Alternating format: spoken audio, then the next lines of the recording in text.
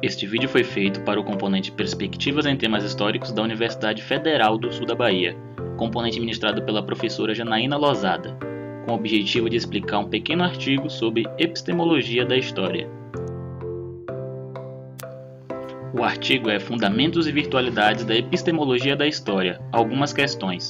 Artigo de Arno Welling, que é um historiador e pesquisador brasileiro, doutor em História, natural do Belém do Pará, é presidente do Instituto Geográfico Brasileiro desde 1996. Antes de começar a falar sobre o artigo, precisamos elucidar uma questão. O que significa epistemologia? A epistemologia estuda os métodos, teorias, validade cognitiva e conclusões dos diferentes ramos do saber científico, assim como seus paradigmas e sua relação com a sociedade. O artigo se inicia falando da crise do paradigma clássico, que se inicia com o surgimento da física newtoniana.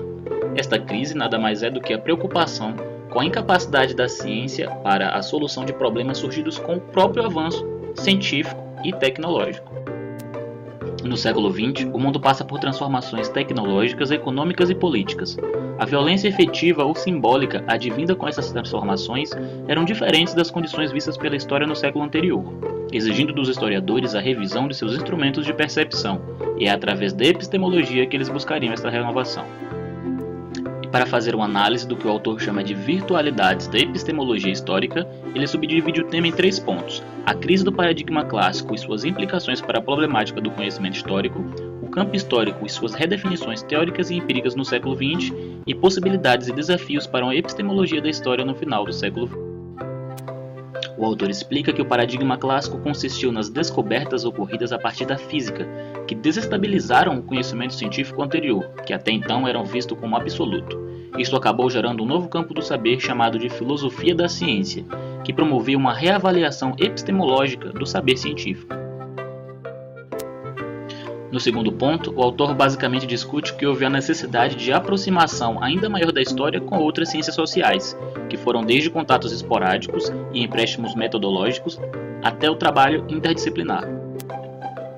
No terceiro ponto, o autor diz que o desafio da epistemologia da história ultrapassa o campo intelectual da história e espalha-se nas demais ciências sociais e também na filosofia.